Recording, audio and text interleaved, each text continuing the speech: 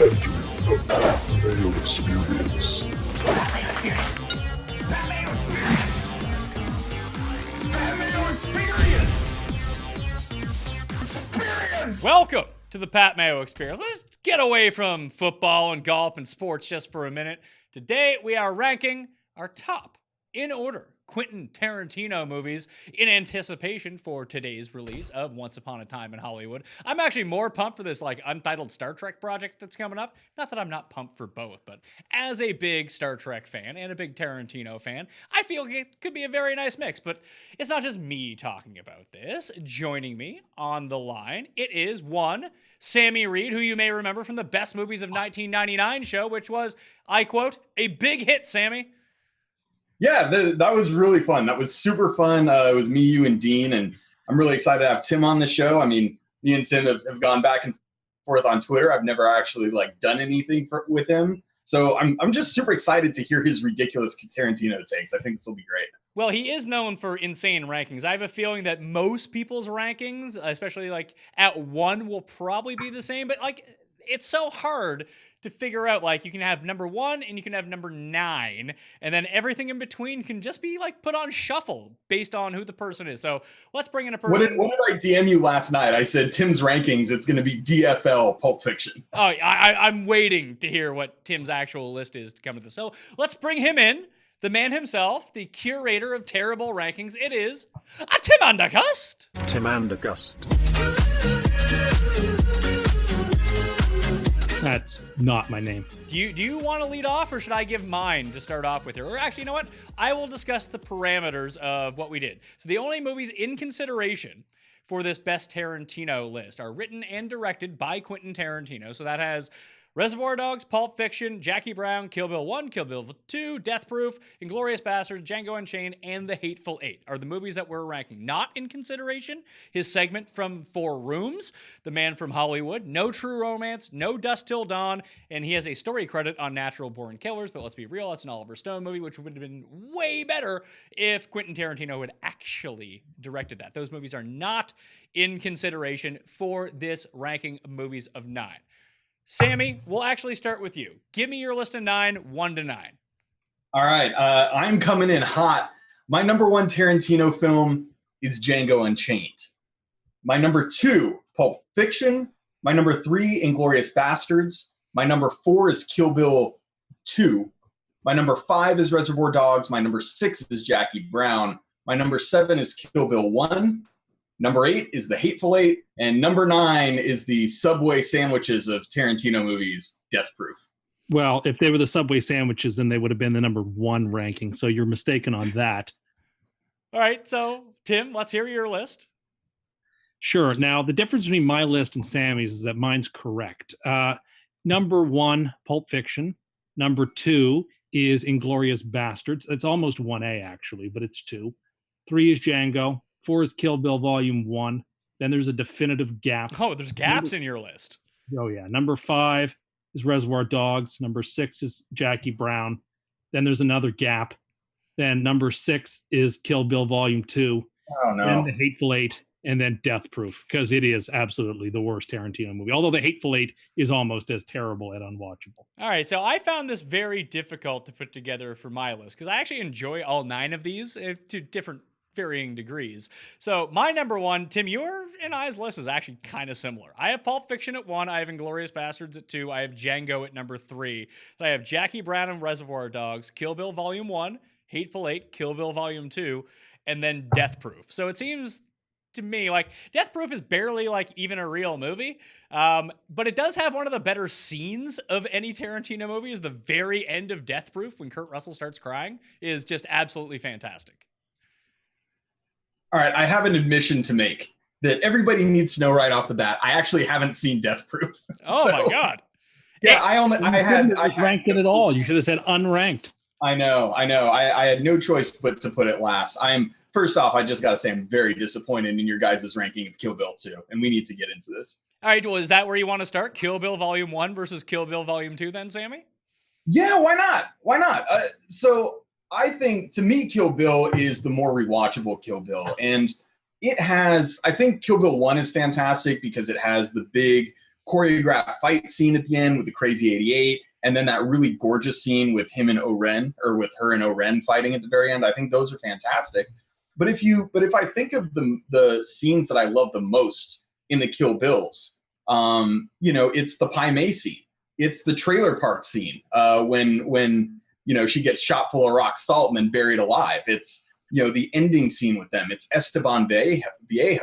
It's all these scenes that I think Kill Bill is fantastic. The trailer scene at the end, the second one, where she plucks Elle's other eye out and squishes it. Like, these are the definitive scenes of the Kill Bills, and I don't think it's slow in the way that Kill Bill 1 is. It's just haymaker after haymaker. I think it's a superior product. I mean, I think they're very close, but it depends on what you want. Like, number 2 is it's more of a real movie than number 1 is, but number 1 is like one of the most legit action flicks that have come out in a very, very long time. Thank you. It really is. Like, and especially the way that it's incorporated with the soundtrack that goes along with it. Like, if you think about like definitive Tarantino moments, like I remember watching the trailer to Kill Bill and the way that it's the do like, you know what I'm talking about. You know the sound cue that happens like all throughout the movie. Like that to me is the iconic part. That and the Crazy 88 fight scene are the iconic part of Kill Bill. Of course, and the ending is so damn stupid with that 5-point heart. That is so ludicrous. It vitiates the stop movie. For a second. You think that is the only ludicrous part of these two movies? I didn't say that was. That's where we lost him. It's the 5-point Pritchard exploding heart trick. That isn't the most ludicrous. It actually is the most ludicrous, but isn't the only ludicrous. And the fact that there's basically ending the second movie on that scene is just so unbelievable. And it's like at the end, you're like, what did I watch? Like, what was the point of this? It's just stupid, and I found it to be just very unbelievable. Now, to be fair, most Tarantino movies, and I think it's fair to assert this, they start off hot fire, and they sort of like ricket and slowly wind towards bad endings, or endings that aren't nearly as good as they could be. The first hour and a half of almost any Tarantino movie, I think to myself, this is the best movie I've ever seen, or one of the best I've ever seen.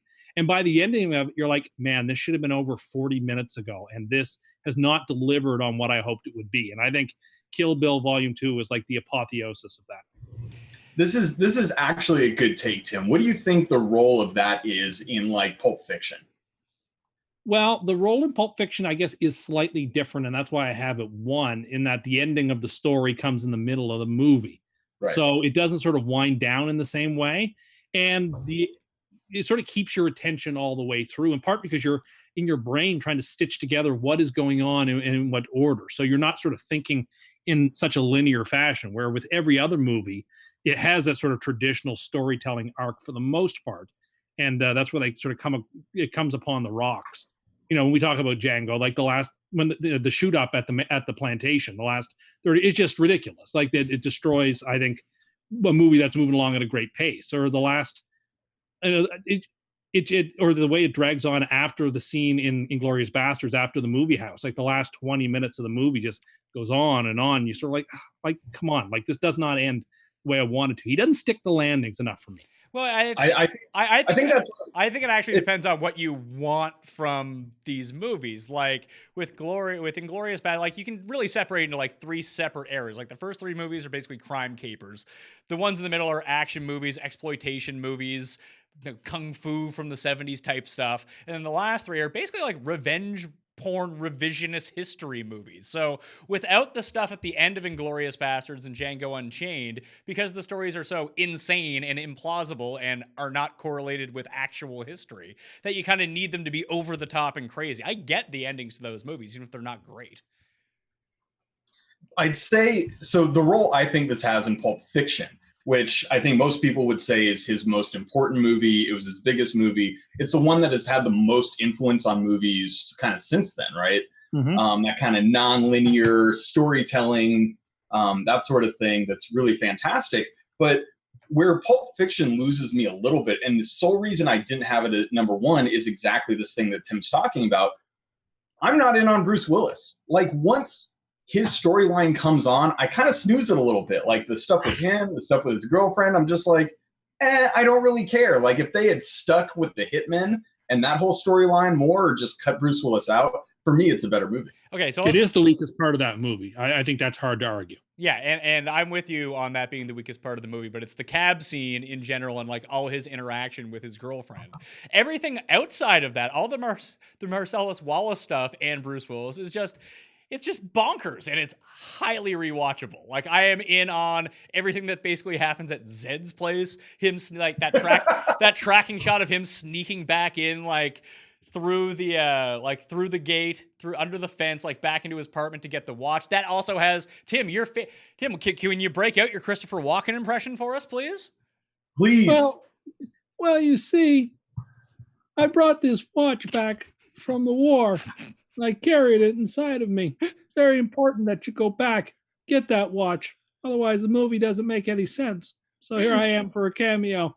And he put it the only place he could, his ass. You know? Yeah, exactly. In a world of bad Christopher Walken impressions, yours is the worst. Like, it's by far, it is by far the worst I've ever heard. That's your opinion. I mean, I feel like the people can go on. If people want to get into a draw for $20 DK, here's what you do. God. Here's what you do, people. Just go to the comment section, and there's two ways you can do this. You can go to the comment section, leave your DraftKings handle, and rank the 9 movies that I put out from the top, and put those in whatever order that you personally like to put them in. And then additionally, if you want to get into another draw for $20 DK, what you can do is find a Christopher Walken impression that is worse than Tim's and like post the link in there, because I'm very curious. Check out to see where these bad Christopher Walken impressions are coming from. I mean, that's just me, though. And rate and review, subscribe to the podcast. Follow all 3 of us wherever you need to follow us, and go along with that. And that way we can do more of these fun movie podcasts. Back to Pulp Fiction then. So, Sammy, if you had to rank the parts of Pulp Fiction, clearly you have the Bruce Willis part last. What's the better story? Is it the Vincent Vega story, or is it him with Jules in the diner story, like with Wolf and Quentin Tarantino and all that? I think it has to be him and Jules. I mean, the way that they start this movie out, obviously there's the diner scene with Tim Roth and Honey Bunny, but then it goes right to Jules and Vincent. And I mean, this is a real hallmark of Tarantino films, where they're kind of in the middle of the stuff. They're about to go in and like perform this hit at 7 a.m. at this hotel, but they're like talking about Europe and royales with cheese. And then they get to the hotel and they're talking about foot massages. And it's just kind of like this normal banter in between something that's about to just, the shit's about to hit the fan, right? And so I am fully in on those guys from the get-go. And I think that their scene with Brad and all the guys in the hotel room is probably the single best scene in this movie. And it really sets the tone. And so from that point on, I'm just fully on board with anything that has either Vincent or Jules or any of them. And I think that the reason that Jules is really compelling is because he's probably the only character in most Tarantino films that has any sort of character arc, that has any sort of character development. Like, most of his characters are what they are throughout the whole films, and Jules is pretty unique in that sense. I want to talk about the dialogue for a second across like all Tarantino movies. I mean, he's won 2 screenwriting Oscars. Clearly, people enjoy his screenplays, but it's the dialogue part, like the mundane nature of some of these conversations, the parts that you don't see. But and funny, people talk about this way about like Aaron Sorkin as well. Like, he's such a good dialogue writer. David Mamet, such a good dialogue writer. But they're not, though. Like, no one talks this way in real life in any of these like people's movies. Like, it's the most insane way of actually talking that no one would ever actually talk. People like. at MSNBC don't talk like the newsroom. No, I'm shocked. But like, even people in these movies, like, these are just such, like, they're basically like the first 3 paragraphs of a stand-up bit that these guys are having back and forth with each other. Hey, Marcellus, you okay? No, man, I'm pretty effing far from okay.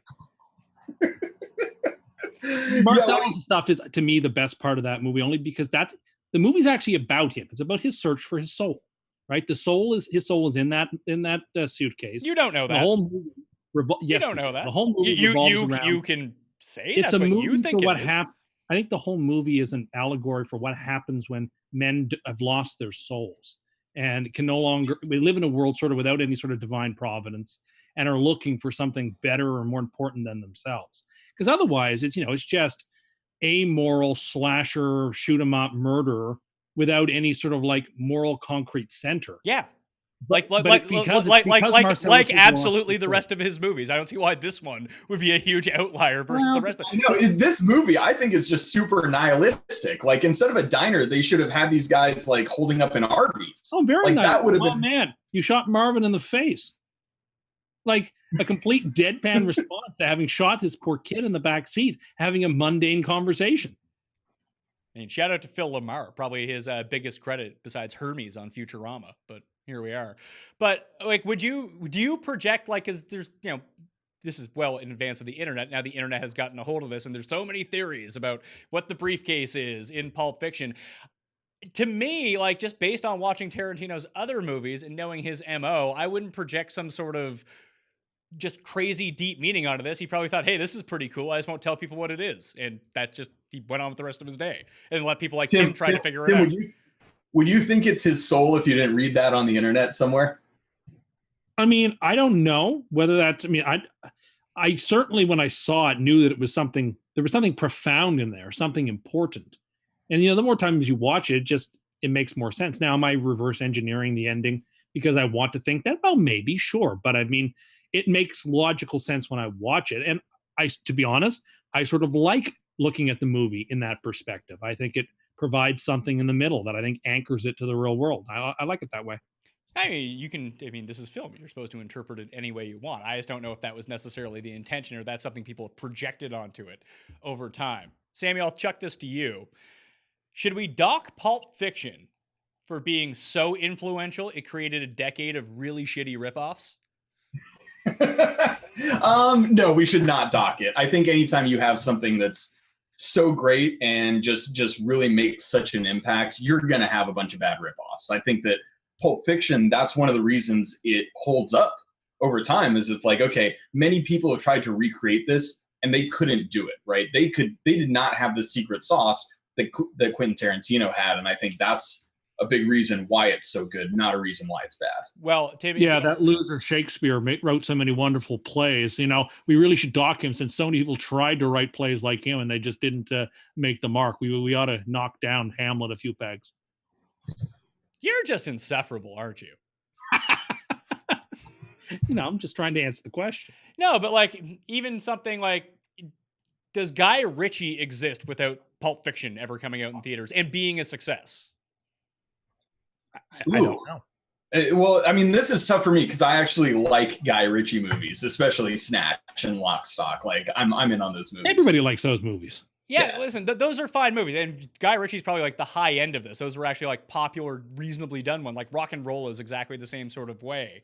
But these like hyper stylized, violent, gangster like buddy films, basically. And like the mid to late 90s were just full of them.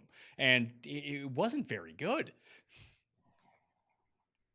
Okay, but you can't blame Pulp Fiction for that. Like, you can't hurt the movie because other people weren't as good at doing what it does. Like, that wouldn't be fair.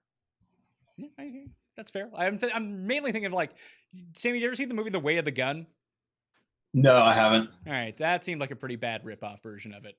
And just like that style of movie, and just people weren't equipped to write. And like I said, the dialogue isn't naturalistic. It's good dialogue because it's highly entertaining. But when people start trying to write, I think that was a Christopher McQuarrie movie, if I remember, the guy that wrote Usual Suspects. But it just, I don't know, maybe I'm just going off on a tangent here. Just that part of it really pissed me off, that I went to go see these movies. Maybe it's good as Pulp Fiction. Like, if Pulp Fiction wasn't as big of a success that it was, or it wasn't his second movie, let's say Jackie Brown was his second movie and Pulp Fiction came out after the Kill Bills, would we like Pulp Fiction as much? Yes. I think it's the material, not the time, that matters when it comes to this. Yeah, I have to agree with Tim, which makes me feel wrong in a way, but I do agree. Okay, so where do you guys want to go to next? We both had Django very highly. Obviously, it's your number one, Sammy. It's my number three. Was your number two, Tim, or your number three? Your number three. Three. There's something infectious about this movie, and I can't, because I mean, when you see Christoph Waltz in this movie, it's exactly the same character as Inglorious Basterds, except no, that's not true. Except no, it's not. It's just now he's playing the exact same character, except now he's a good guy. Right. Like, that's it. But he's such a great character in Inglorious Basterds, right? And I think I read somewhere that he said that he wouldn't agree to do this movie unless his character didn't have an ounce of evil in him, right? As opposed to Inglorious Basterds, where he's basically the devil. He's like the harbinger of death, right? He is evil incarnate. Like he's a Tarantino version of Anton Chigurh in that movie. And to me, Django, the reason it kind of stands in a different realm as the other Tarantino movies is because it's a love story, right? And it's a really, really beautiful love story, right? It's Jamie Foxx putting everything on the line to get the woman he loves. And I think it has a lot of violence and a lot of stuff, but it doesn't glorify it. And it's not cartoony the way it is in like a Kill Bill. It doesn't glorify it the way it does in some of his other movies. I think he understands that this time was a really big dark spot on the face of America, right? And he is not going to stylize it that much or really like give it a lot of credence. And so the really gory parts of this movie, and I'm thinking, you know, all the whippings and, you know, the part where, you know, he puts Kerry Washington, you know, in the hole under there, and the part where the guy gets ripped apart by the dogs and the Mandingo fighting, all this makes us feel really, really uncomfortable. And I think Christoph Waltz in this movie is really the moral compass of the movie, and he's the one that makes it go. And I think he steals the show.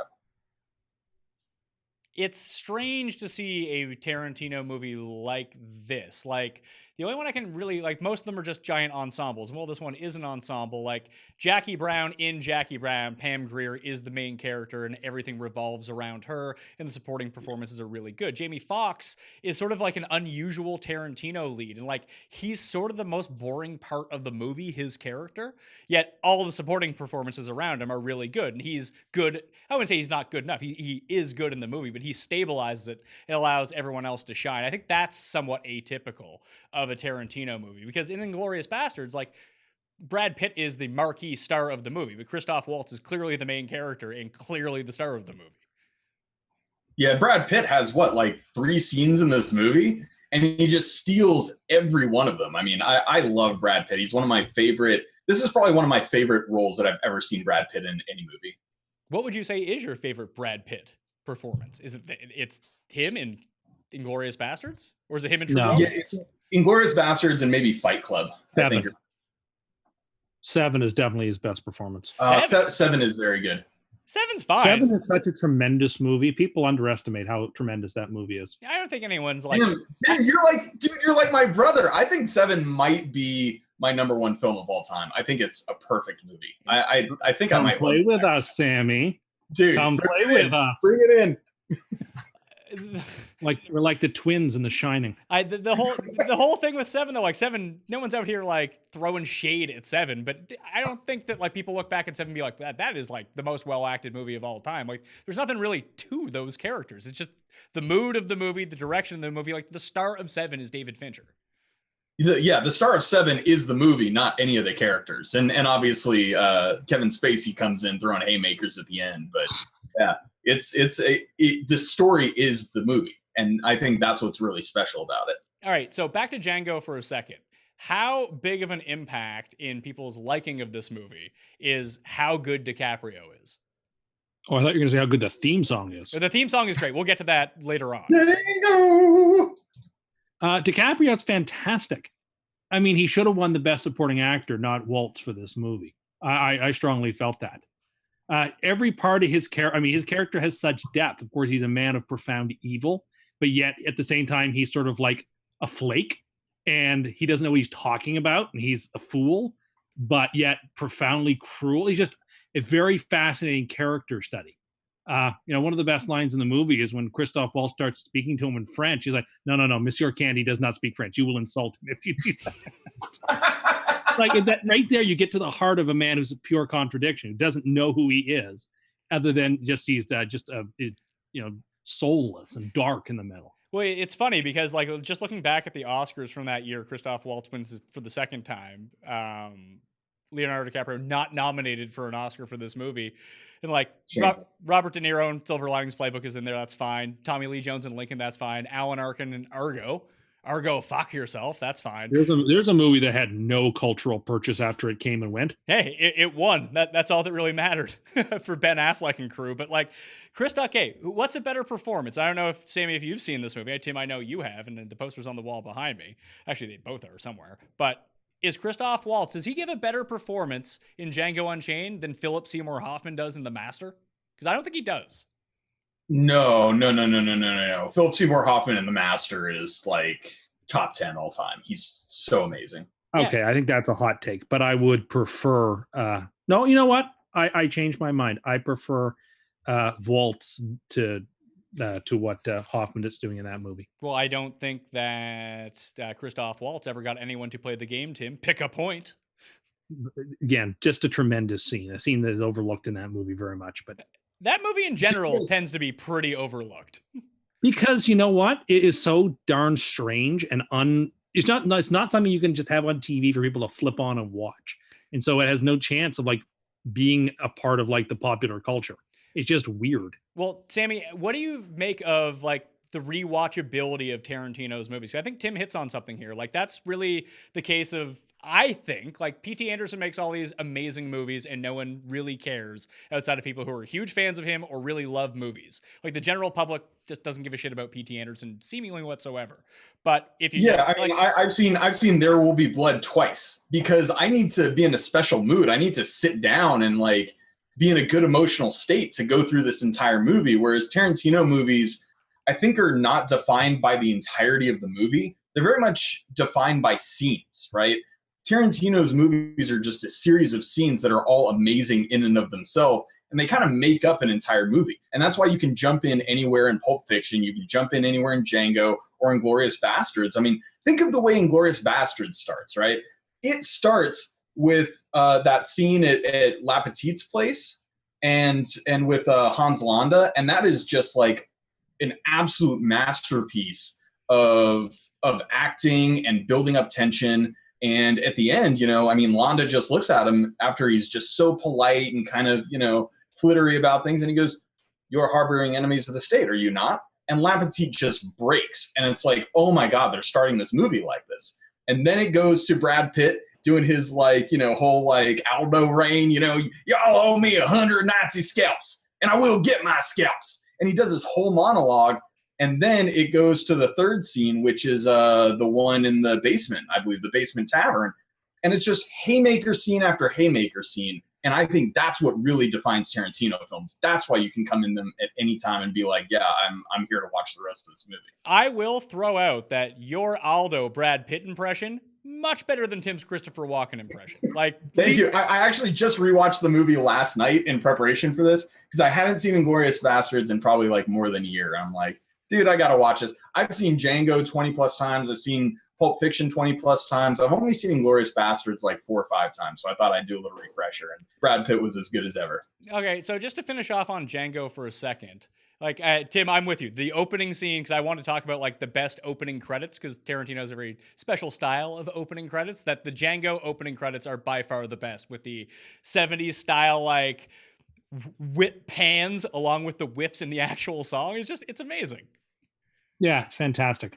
So nothing else can be said about it. All right, so let's hear you weigh in on Inglorious Basterds, because there is backlash to this movie. I don't think it's prevalent so far after the fact now, but it's just like Sammy said, it's a series of scenes. The movie itself, it also has a complete revisionist history of what happened in World War II. People didn't necessarily enjoy that part. That was a lot of the main criticism about it. But I like the scene by scene, and I do think it makes it very rewatchable. I think it's akin to Pulp Fiction in that way, where you can turn on Pulp Fiction and be like, oh, I'll just watch the end of this, this third of the story, and then I'll tune out and I'll come back later, or I'll watch the rest of a different part. I think that you can do the same thing with Inglorious Basterds. Yeah, we're not going to find a lot to disagree with here. I think Tarantino's approach in that movie is a high wire act, in that if you're going to make the movie around 3 really long scenes, you better nail every one of them, particularly since the characters don't have a whole lot of interaction with each other outside of those scenes. But he manages to do so. The scene in the bar, for example, I think is about as good a piece of cinema as you can put together, with characters who kind of come out of nowhere into the movie, dominate it for a half hour. The tension and the drama, the first time you don't know what's going to happen, is quite intense. And just flipping between languages so effortlessly, it's just everything about that scene is tremendous. Sammy made the point about the first scene. I don't need to rehearse that. And then everything that goes on in the opera house is is fantastic. I mean, the fact that they put bullet holes through all the Nazi bigwigs, like you're allowed to revise history. This is a movie. This is art. This is not a biography or a documentary of what happened. Like that's perfectly fine. I thought that was actually a really good touch. Again, it's a bit of a surprise because first time I was watching, I was thinking, well, how is it that all these guys are going to get away? And they didn't get away. So actually, I thought that improved on the movie watching experience, if nothing else. I mean, I have nothing negative to say about this movie. I think it's phenomenal. Not you. Do you have any critique of like Mike Myers' performance in the movie? No, see, now you ruined my line when you're going to ask me the best character, best scene in a character in any Tarantino movie. I was going to say Mike Myers because he's so not a caricature of anything in that scene. No, he's awful in that scene, but thankfully he's only in it for one scene in front of that really impressive Globe bar, which I'd like to have. You would, but how often would you drink out of that? Not often, but just the very idea that you have this wet bar stuck inside a globe, like, and that Churchill would have it there in that big, massive room, in a room that's way too big for any briefing they would ever do. Like, and they would never have been in some big ballroom to do that. It's just that stuff was just. But again, so what? I mean, it made for a good effect, so I liked it. Yeah, I mean, there's a bunch of that too. Like, a lot of the critiques on Tarantino. One, that he's completely up his own ass about a lot of this stuff. Like a giant ballroom, like when Christoph Waltz pulls out that giant pipe to smoke in the very first scene. Like, it's kind. Do you mind if I smoke my pipe? Yeah, like boom. I find it hilarious, but I can see how that can take people out of it at the same time too. Though they're like, those are not necessarily like because I enjoy it, but I think when people would critique it, like. Those would be the worst parts of Tarantino, that sort of stuff. Or that the beer the German guy's drinking has to be in a massive boot. Well, apparently he's really good friends with the Super Troopers guys, the Broken Lizard dudes, and that was like a reference to them because Beer Fest was coming out around the same time. Okay, fair enough. But again, that gets into like the meta nature of Quentin Tarantino in a lot of these movies. Like, are we eventually going to have like some sort of like crazy person with one of those like serial killer pins on the bulletin board showing the shared Tarantino universe, Sammy? I mean, that is something that would make its way on Twitter. I have no doubts. What do you guys think of? I'm sure both you guys know that the scene, the Candyland scene where Candy is kind of after he finds out that they are there for Broomhilda in Django. And he smashes the glass and it's like a real thing. Yeah. So he's like, smash it, right? Once you watch that scene, knowing that it's real, that he just sliced his hand open and he wasn't supposed to do it and he just goes on. I think, Tim, when you're talking about that Leo should have won an Oscar, I think that's the scene that he should have won it for. Once you watch it, knowing that this is not on purpose, it is one of the best bits of acting I've ever seen in my life. Yeah. I can't disagree at all. I don't know. There's something. I mean, I like Leo in that movie. It's a bit over the top, though. Like to be considered like best actor-y, isn't it? I mean, best supporting actor. I mean, trust me, a ton of stuff is over the top. Because you see, Christoph Waltz is so subtle in that movie. Well, I mean, compared to both Leonardo DiCaprio and Samuel L. Jackson in Django, he actually does seem somewhat subdued compared to them. You drive him in the cart with a big tooth on the top of it. Just in case you didn't know he was a dentist. All right. Tim, you first.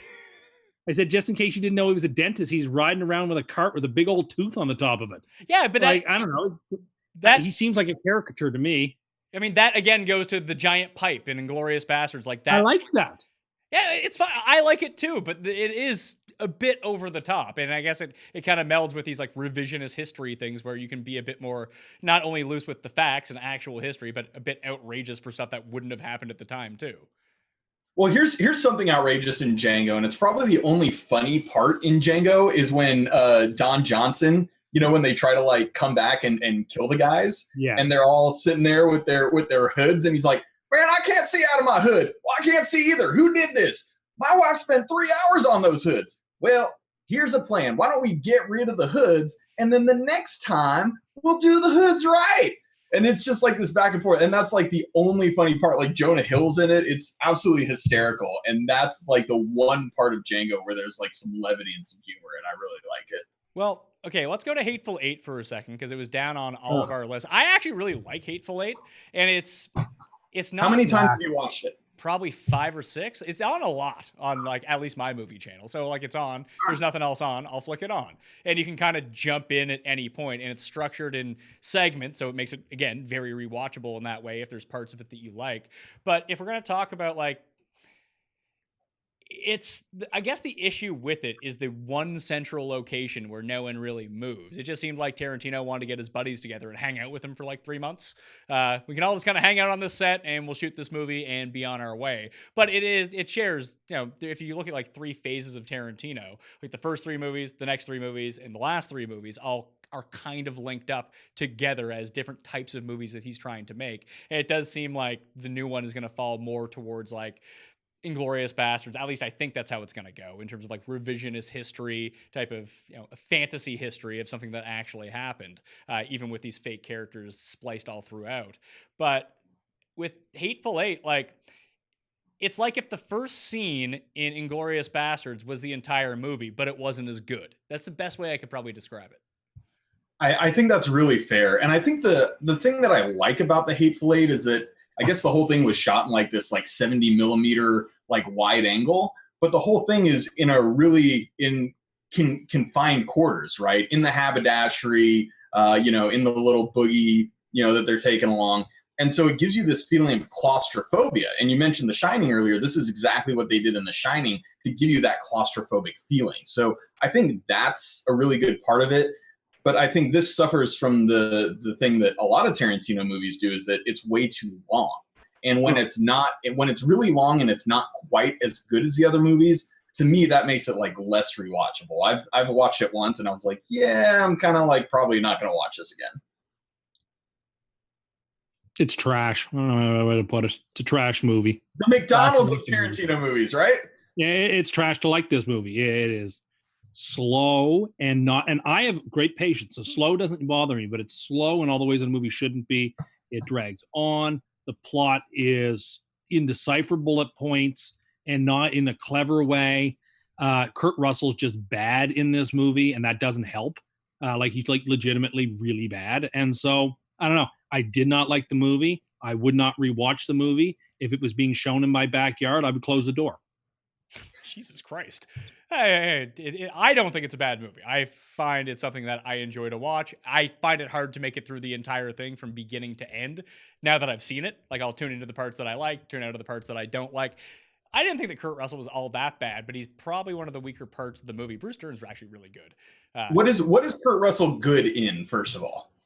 I don't know. He's good as Snake. He's good at Miracle. He's good as Snake in Escape from New York. Okay. I'm not a big. He's not great in like Kurt Russell in general, so I'm kind of out there. Well, this happens to movies sometimes, and the movie Mother was the probably the biggest working the other way of this, is that they advertise the movie as being one thing, and all the stories were coming out as this is Quentin Tarantino was going to do for Kurt Russell what he did to revive John Travolta's career, Robert Forster, discover Christoph Waltz. Like when the movie was in pre-production and like the trailers were coming out, it seemed like it was an ensemble, but Kurt Russell was going to be the star. And then you watch the movie and it's very clearly Samuel L. Jackson's movie, which no one really expected. And like when I bring up the Mother thing, like Mother, people are very divided on that movie. 98% of people really hate it. I actually personally love it, but that's me because I think it's like an F cinema score. Yeah, but that's the whole thing.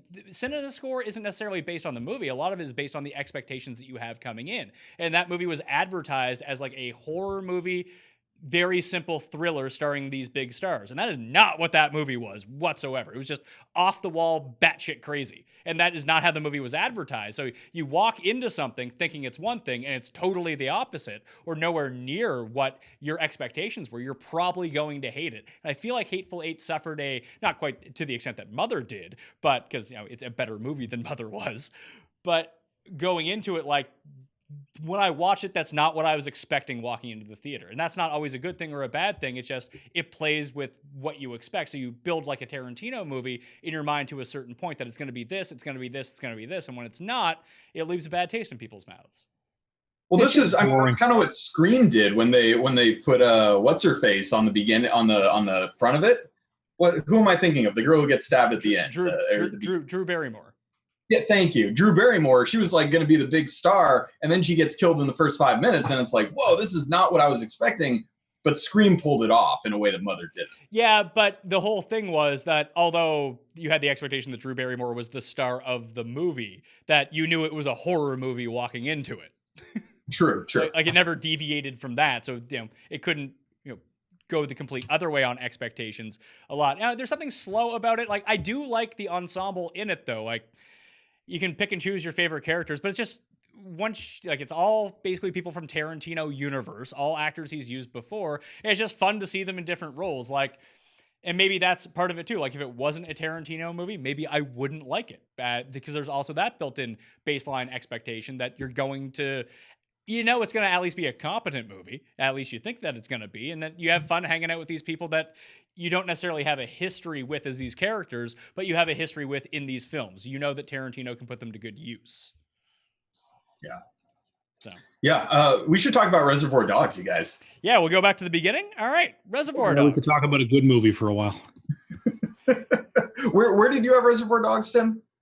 I had Reservoir Dogs number 5 after Kill Bill Volume 1, but you could have moved it. I had it 5 as well. I mean, I really like Reservoir Dogs. I think that, it's obviously the first time we really see Tarantino, and it's just like so low budget and it's just so raw that I think those things really stood out as like, whoa, this is something different than we're used to seeing. I think it's fantastic. Where'd you have it, Pat? I also had it number 5. I had it one spot behind Jackie Brown. Like it feels like there's a build, like everything that Tarantino wasn't able to do with Reservoir Dogs, he did in Pulp Fiction. And then he kind of like twisted it 45 degrees for Jackie Brown and like that style of film. Like that era of Tarantino is going to be the best era pretty clearly, those first 3 movies. Even though we like a lot of the later ones, we like almost all of them. That's why we're having this conversation, that he can still be resonant 30 years after the fact. But it's like the seeds of Tarantino are there, and there's great parts of Reservoir Dogs. But overall, like I like it. I might even love it, but I don't think it's nearly his best. No, it's not. And it's, it tells a really fun story. It's kind of this like crime caper story. Yeah. And like that kind of like telling a story from multiple points of view that all intersect, I think is very clever. I think, we like some other movies that do this, like Go, right? Go does it, Crash does it, Amoris Paros does it. A ton of movies do this, but I think Reservoir Dogs pulled it off extremely well. And I think the only part that I don't like about Reservoir Dogs is actually Tim Roth, who's like a favorite of Tarantino. I actually don't like Tim Roth at all, like in any of the movies. Well, if you don't like Tim Roth, then you're not going to like 30% of Reservoir Dogs, because there's entire chunks just dedicated to him running through his speech. Dude, once he gets shot, like he's just like he sounds like a skewered pig the whole time. We're talking about like overacting. He like really like puts it up there, and I'm just like, dude, I can't deal with Tim Roth anymore. Pulp Fiction, he's like an English guy. Like, why is he British? Like, how did this British guy get to America and start like hanging out with Honey Bunny and sticking up diners and stuff like that? And I would just guess that Tim Roth was like, I don't want to do an accent for this one. I'm going to use my real voice. I just don't understand his decisions. He's super weird in the Hateful Eight. But yeah, when he's like doing the speech to himself and telling the story, I'm just like not buying it. He's like looking in the mirror and he's like, they know nothing. You're super cool. And I'm watching. I'm like, no, you're not super cool, bro. Like you're gonna get found out. And he did. So I mean, I would have liked to have seen them actually show the theft. I think that part. I think that actually hurts the movie. I don't know about that. I think that the whole point of the movie is supposed to be like is everything between the characters outside of the heist, and that's what you get to see. You just know the heist went very poorly, and that's also a budgetary concern at the time too. I think the movie was made for like $2.5 million, so that's a tough go when you're trying to create like if the heist and botching the heist, which would have to deal a lot of practical effects, a lot of extras, that kind of thing. If you just leave it out of the movie, it's like in No Country for Old Men that you just don't see Josh Brolin die. He's just dead. It's kind of, they try to use it to the same effect as that. Now, one is very intentional, and I think the other one actually had to do with the fact that they didn't have the money to film it. I think that's true, but they also use it well, right? Because there's different perspectives of what actually happened at the heist. And so you're kind of like left with this unreliable narrative where you're not quite sure who to believe about what actually went down. So even though I agree they probably didn't do it for budgetary concerns, I think they use the fact that we don't actually see the heist really well. And I think that you're talking about like the different perspectives, like just taking the Rashomon effect of all of this. I like the way that it's deployed at the end of Jackie Brown the most out of all these movies, because you're just not expecting that sort of like subversion to happen at the end of that movie, because that movie seems super straightforward. And then you get to the last 30 minutes. That might actually be, if we talk about like the endings to all these movies, Jackie Brown, like I haven't ranked higher than Reservoir Dogs, but I think that the ending is probably his most solid of all of them. It's really good. I really like Jackie Brown, and it's not a movie. I didn't see it when it first came out. I think it's 1997. Yeah. I probably didn't see it till like 2007. I was always like, yeah, I don't want to, who cares about Jackie Brown? Then I saw it and I was like, dude, this is fantastic. And I mean, first of all, Bridget Fonda is super hot. She like reminds me of chicks I used to hang out with in San Diego. So I have a really soft spot in my heart for her. And it's really like kind of brutal when Robert De Niro just gets fed up with her in the parking lot and blows her away. I'm like, oh snap. Like this was one of the most like shocking deaths to me in any of his movies. And I don't think like objectively it's that shocking, but to me, I was like, oh snap. Like that was wild. I enjoyed Jackie Brown a lot. And I think that Robert Forster and Pam Grier, they kind of both had their, you know, the meat of their career, the prime of their career before I was into movies, but you can already tell in this movie like how much gravitas they bring, and they're like older characters, which you don't see a lot as like main characters for Tarantino. Well, and you said that like Django at its heart is like a love story. Jackie Brown essentially morphs into that same thing too between those two, which is just super unexpected. Certainly by the end of it. Certainly by the end. I wouldn't call it a love story, but there is a romance, and it's a really good romance. It's really beautiful. So Tim, did you have Jackie Brown ahead of Reservoir Dogs? No, I did not. I like Reservoir Dogs better. So okay, if we talk about Reservoir Dogs, to go back to that for a second, what is the best part of Reservoir Dogs? Because I think there are sensational parts of it. It's a highly quotable movie. And I think that those two things push it ahead in like our collective memory than Jackie Brown, that if you were to watch one back to back, they're both good. I just think you would walk away thinking, hey, Jackie Brown's just a better movie. Maybe. I think that you can make that case. I mean, I'm not strongly attached to that ranking. I mean, there are like pretty much everything that Steve Buscemi is doing is memorable to me. I really like him in that movie. And like there's the early on, some of the violence with all the bleeding, like Mr. Orange is in the car, they're bleeding or something, right? Like that just really, really, I don't know, that sticks in my head. Like I would think that most people, Sammy, would, when they think about Reservoir Dogs, they think about Michael Madsen like cutting off the guy's ear to steal his wheel. But like outside, that's it. But I in the middle with you, right? Kind of dancing, and it's like this happy, like go-lucky song while he's doing like this incredibly terrible torture to somebody. Well, yeah. You know, it's the most memorable scene from that. But I think my favorite scene is when they're all bickering about the names. You're Mr. Orange. You're Mr. Pink. Why am I Mr. Pink? And they go through all this, and that's like the whole setup of it. And yeah, I think great. it's my favorite scene. So I think when I try to compare Pulp Fiction more to Reservoir Dogs, it's that sort of stuff that I'm talking about. Like, you know, the very opening scene with the camera going around the table, they're talking about Madonna, talking about tipping, and having that casual conversation. It's done better in Pulp Fiction, and Jackie Brown doesn't really have a ton of that. It has a bit of it. It's mostly through Samuel L. Jackson, but that's basically it. Like, there's no like one-off weird conversations to the side that actually have nothing to do with the movie. I think that's true, and I think that's the thing that, like you said, it makes Jackie Brown a little bit different than his other movies, and it's not quite as quotable. It's not quite as memorable. You think, what's the best scene from Jackie Brown? And you're like they're all pretty good, but there's not one that really stands out to you the way that they do in Reservoir Dogs or, you know, Kill Bill or something like that. I would say that the memorable scene in Jackie Brown, besides like the mall heist towards the end, which is pretty cool, is the opening shot of across 106th Street, 110th Street. I forget what it is now. I haven't seen the movie in like 5 years, but it's her on that like moving sidewalk at the airport. Yeah. and you think that she's walking, but she's on it. Then she starts like picking up speed and trying to catch the gate. Like the way that that's framed, like you don't really know, unless I guess you've read Rum Punch, about what's really going to happen in this movie, that you're not quite sure who Jackie Brown is, what's going on. And a lot is just told through that opening tracking shot of like, she's poised, she's stoic, she's sitting there, she looks statuesque. And then like the more you get into that song and the closer they get to like the gate time, she starts running towards the gate. Then it turns out that she's a stewardess. Yeah. Yeah. So I thought that was a really good setup. And like, if we talk about like opening scenes of movies, I guess Inglorious Basterds has to win, but I think this might be second for best Tarantino opening scene.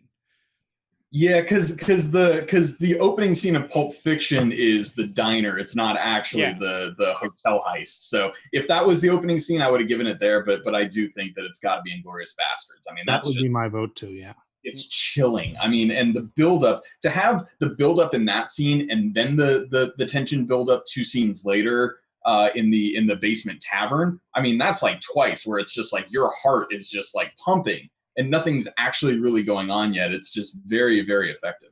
So if we went through and we had to like isolate the best scene in all of these movies, and we had to have like a head-to-head bracket showdown through all of them, and we'll start with Inglorious Basterds, would you pick the bar scene or would you pick the opening scene, Sammy?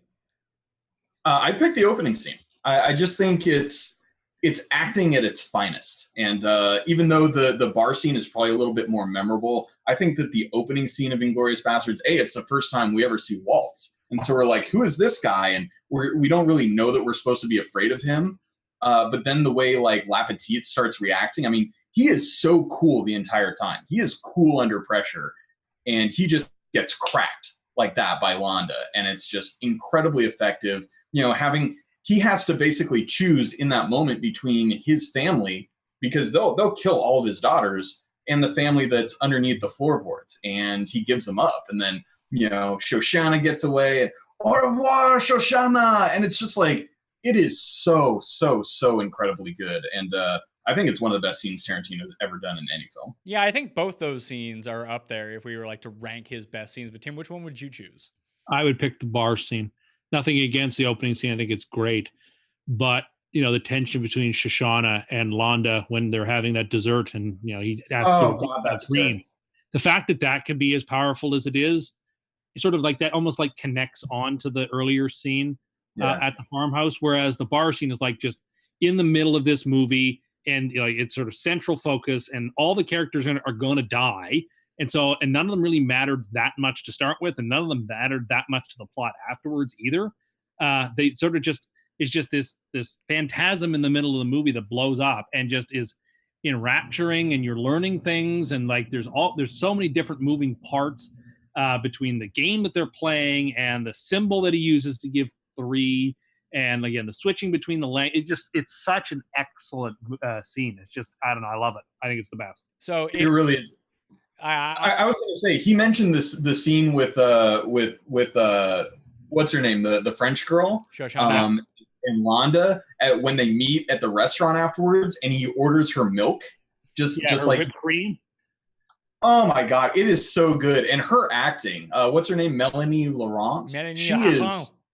Oh God, she is so good this entire movie. But her acting in that scene, where you can tell she's trying to keep it together, just like her father did, and she's doing a really good job. And then after Londa leaves, she just goes, and it's just like that release. I mean, that is like emotionally stirring. I mean, that is just A-grade acting.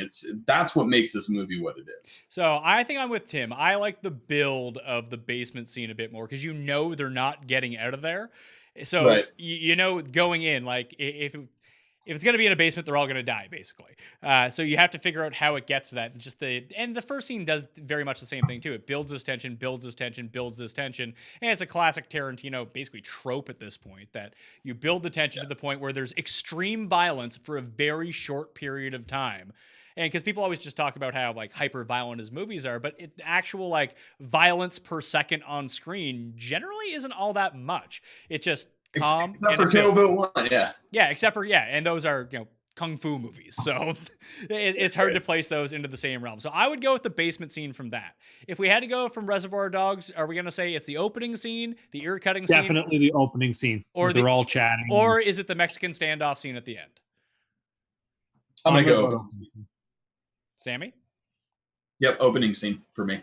An opening scene for you, Tim. So if we put those two up against each other, if we had to go with Pulp Fiction, I think it's either the Jules speech at the beginning, or it's the entire like Zed stuff, like when they're in his lair, which I just find to be the craziest thing that's ever appeared in a movie that made like over $100 million. I'm definitely going with the Jules scene in the hotel. I'm not into rape scenes. Well, okay, let's just even take the part before that, and maybe it's the soundtrack cue, the do do do do do do do do. But even Bruce Willis, like, but even Bruce Willis one punching the gimp before he walks back in is just such a weird, like, what's going on here? Dude, that is where Pulp Fiction completely goes off the rails. It's like, bring out the gimp, and you're like, wait, what? And yeah, it gets weird, severely weird in a hurry. So but I'm going to vote for John Travolta and Uma Thurman going out to that bar, to that restaurant, doing their dance, and then afterwards her ODing, and then having to put the adrenaline right into her chest. I would say that those are two separate scenes. Either you like but they're connected. One scene directly. Yeah, but they're two separate scenes. Like we're talking. Then about I'm going to pick then fair enough. Then I'm going to pick him jamming the adrenaline needle right into her chest. That to me is the most arresting scene.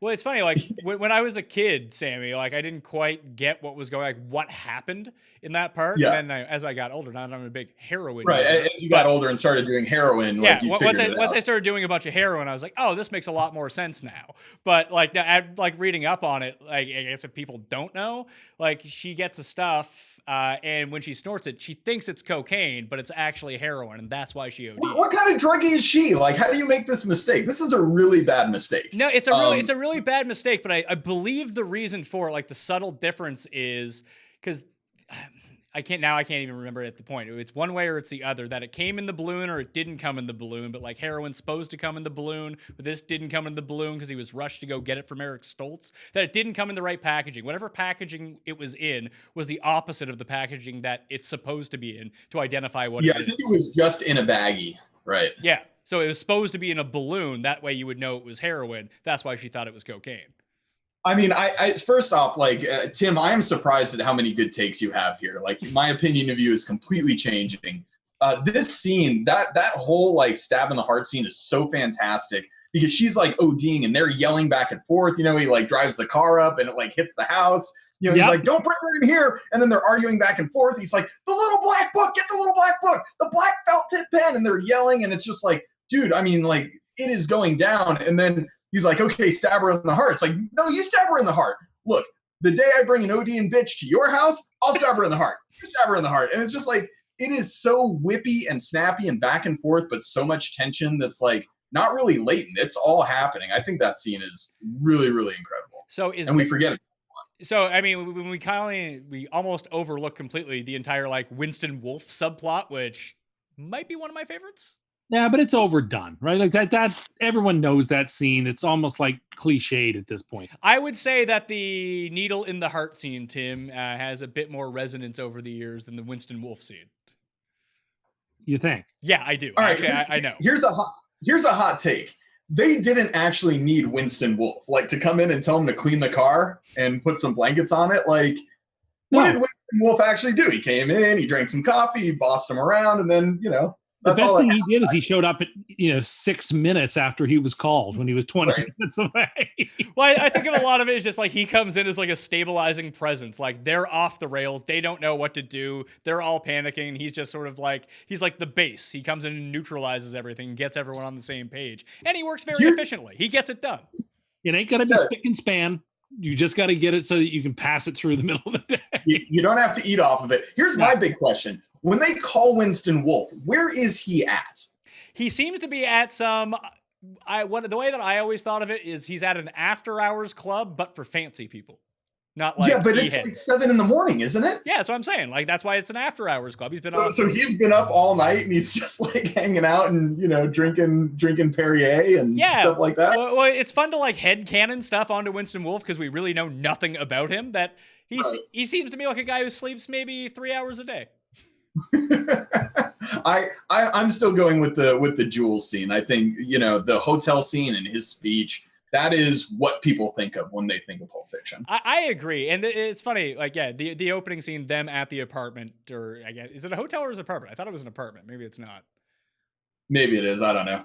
So yeah, that entire speech, and it's not so much the the biblical line that he reads off. I think it's when he's taking Which isn't a real line in the Bible, by the way. He's making that up. Whatever. Right. So, Sure. which makes it great. He's so convinced that it's real. The best part of that scene is him talking to Brad about the hamburger and the Sprite. That is the single best part of the movie. I mean, have you ever had a burger and not eaten it and said, that is a tasty burger? I've said that at every burger I've ever eaten my entire life, ever since I saw this movie. I mean, clearly have not been to Burger King. maybe this is why you and Tim are getting along, is he is an insane person. I believe that like randomly talking to yourself after eating probably qualifies you as insane too, Sammy. And also Burger King is bad. Tim, we might be the same person. I just never knew it. Burger King across the board. I don't know if it's like the most popular of fast food chains. Also, where's the Burger Queen? Have we ever seen a Burger Queen, or is it just the There's a Sneak Dairy King? Queen. Yeah, I don't think they're the same. They have burgers. Burgers are pretty good there. No, I'm saying if you have a Burger King, like if we're into like after McDonald's had so much success with Ronald McDonald and your favorite Grimace and the Hamburglar and all these different characters, you think they would have incorporated a Burger Queen into the Burger King pantheon of characters, or is it just the one guy? Here's but the he question. does give burgers. Is Big Kahuna Burger real? I don't know. I don't think it is. I don't think so. I Is don't it? know either. But I can effort that. Okay. I assume it's supposed to be like In-N-Out Burger. It would be my guess, but it's just a different name. No, it's not a real thing. Damn shame. But if they're in like southern Los Angeles, I would just assume that like In-N-Out Burger would be the reference, except they changed it to this. Well, of course, it's a Hawaiian burger joint. So if we had to go with overall best scene from all these movies, I'll throw in the Crazy 88 scene because I think that is the best part of both the Kill Bills. I would say it's Pai Mei. That would be my vote. I will watch that Pai Mei scene over and over and over again. I just think it's incredible. Like, does Django have any one scene outside of the candy scene, I guess, that would be even up there on a pantheon? Possibly the candy scene where he spikes the glass and cuts himself. I think that would be the one that stands out. Yeah, Tim, is there any other scene from these movies that we haven't really brought up that should be in this discussion? That's a good question. I can't think of any from Django off the top of my head, which is actually a problem. That I can't think of any like particular like unbelievable stand-up scene other than when he smashes his hand at dinner. I guess that is a problem. I guess the scene where it could be the scene where Walt shows up at the beginning and gets Django. Yeah, that's great. But it's not as great as the opening scenes in a lot of his other movies if you put opening scenes up against each other. Yeah. Trying to think what the other ones would be. No, that's really all I got for those. I said the opening scene of Jackie Brown I love, but I don't think it's up there with these ones. No. Maybe the scene with Beaumont and Jackie Brown, just because it has Chris Tucker, and I love Chris Tucker. I do like Beaumont a lot. He comes out swinging in this movie. Yeah. I wish we had more Beaumont.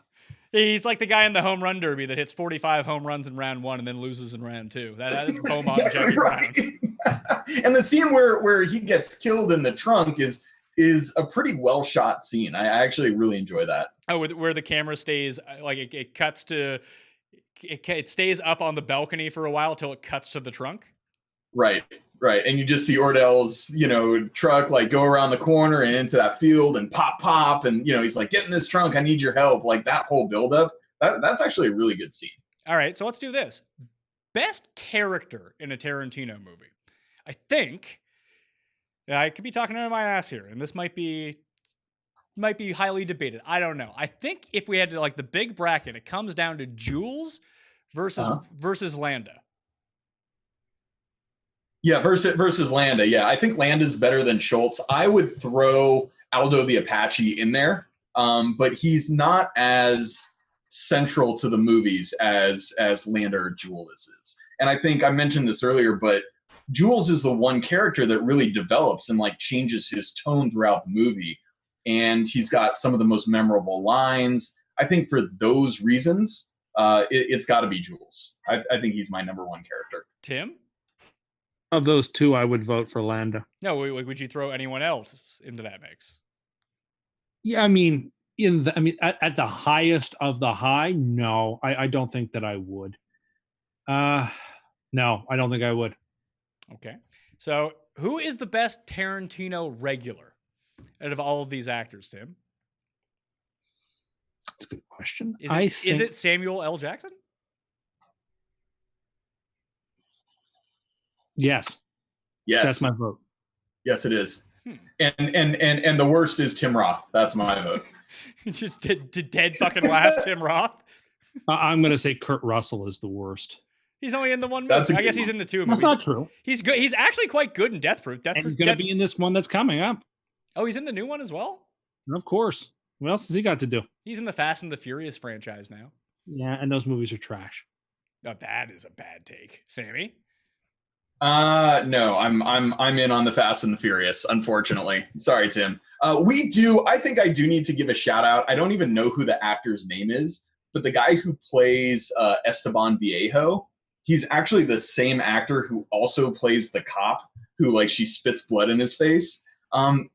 His scene when she goes and sees him and he's like running that brothel, I just think is so fantastic. Like his accent and the way his eyes flicker and all the things he said, oh, the postman always ring twice. This entire conversation is absolutely amazing. And I think, it's characters like him that only make like one appearance, and like Fassbender in Inglorious Basterds, or the big monologue by Christopher Walken. I think these characters that only get one scene and just nail them, these characters are the lifeblood of Tarantino films. And the guy who plays Pai Mei, he's also the head of the Crazy 88. It's the same actor as that. I think these guys that just get these little slivers but just deliver so hard in their 2 minutes, I think that's what makes Tarantino movies and Tarantino characters great. All right, that's Michael Parks from Kill Bill Volume 2 that you're talking about. Yeah, so maybe Cool. Best minor character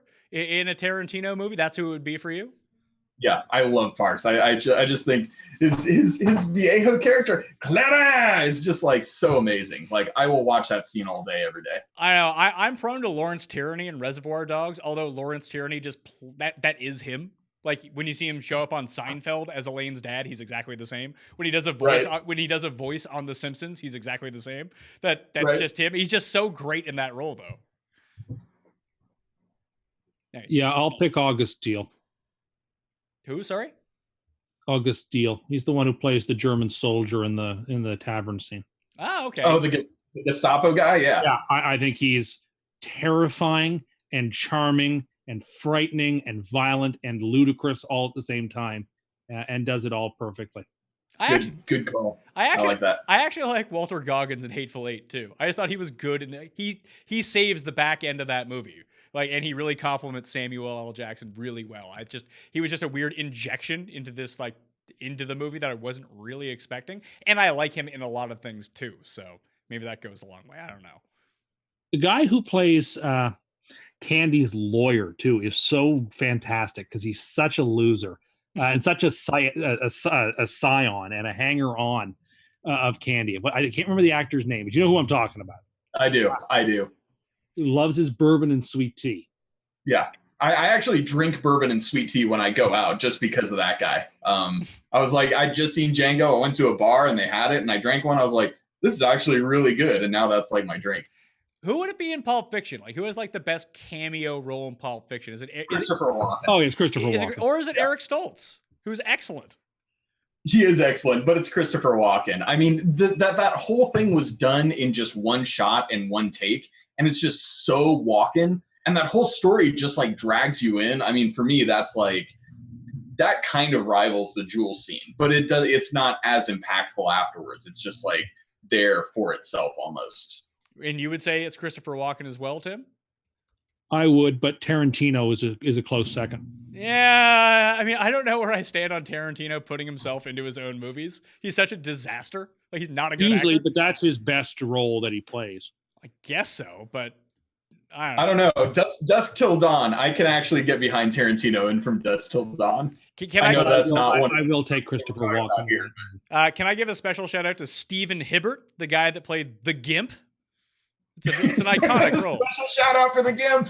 I mean, between the guy that played the Gimp and the guy who had the knife on his dick in Seven, like those are iconic roles. Very iconic. Here's a question for you. Does the Gimp die?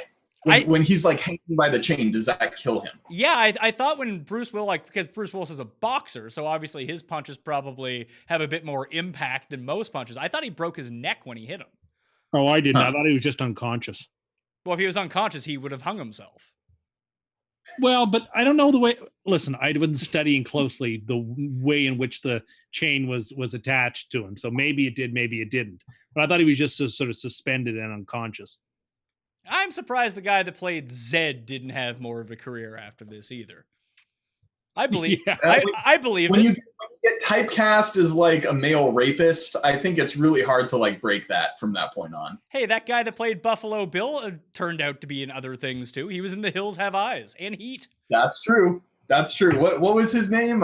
Ted Levine, I think his name is. Yeah, Ed Levine. It was Levine for sure. Yeah. All Big right. old fat woman. Is she a great big fat person? That impression is better than your Christopher Walken. Now, what if Christopher Walken played Buffalo Bill? I would probably watch no other movie besides that. All right. It'd be the only movie I ever watched. All right, Sammy, any final thoughts on the 30 years of Tarantino? Any final things you want to have on this? Final thought, the only correct take is Kill Bill 2 over Kill Bill 1. Other than that, I love you guys. This was great. I feel like that is not a consensus opinion. I feel like most people like number one. I'd even throw out a poll on the Twitter machines. I mean, what do you like more, number one or number two? And it was like 80% number one, Tim. Yeah, not shocking. That's the side I'm on. I tend to win these sorts of polls, so. You don't, though. So that's the only Twitter poll Tim's ever been on the right side of. That's true. Well, Tim usually says if he can get more than 5% on his side on a poll, then that he proclaims that a victory. So yeah, well, the decks have been stacked against me. You're just fake news, and you're trying to skew the polls against me. I mean, I'm not the one voting for my 50 burner accounts like you. Yeah, it's crazy that most people don't put the milk in before the cereal, honestly. Or put their socks on and then shoe on, then sock, then shoe. That's what insane people do. That is insanity. Yes. Sorry, Tim. All right. Sammy, where can everyone find you and check out your work? Yeah, rotogrinders.com. I do a podcast for them. I do a weekly column that's going to be happening during football season. And yeah, find me on Twitter at Sammy Reid FI. Lots of ridiculous takes. All right. Every now and then on the Pat Mayo Experience, we jump into movies or TV or whatever. Sammy, myself, and Dean did the best movies of 1999.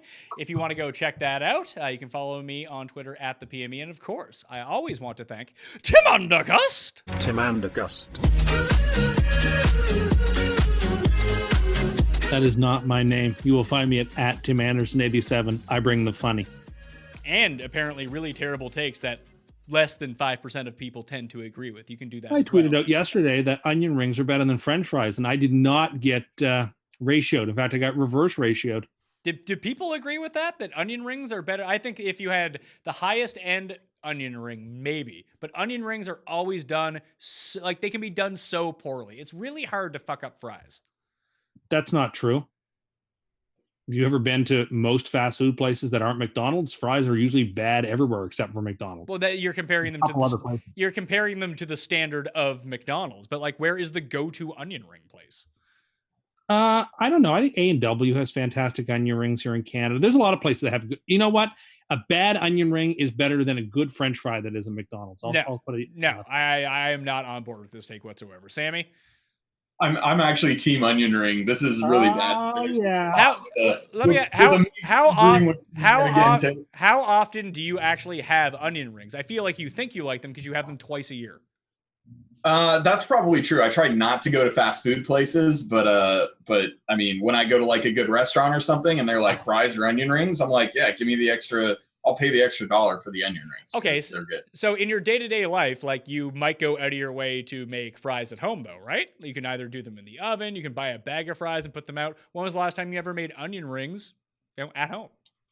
I would not make either of them, honestly. My wife does like tater tots, though, so I do make tater tots. So I feel like those fall more in the fry category than the onion ring category. What I'm saying is that the baseline for fries, the median fry is very good. The median onion ring it's not good. I can either do them really well or really poorly. There's no in between, Tim, on onion rings. This is a bad take. I'm on team onion ring. They're fantastic. Onions are great. Why not Yeah, fry them up? they're almost always great. It's really hard to make a bad onion ring, even if you try. You're on the wrong side of this one. I'm not. I mean, I would like for you to try to make some onion rings if we want to try some bad onion rings. If it's so difficult to fuck up onion rings, I want to see you make some. And you eat them with ketchup, right, Tim? Ketchup is a garbage condiment for, you know what? You're just trying to get me going now, and I will not take that bait. That is trash.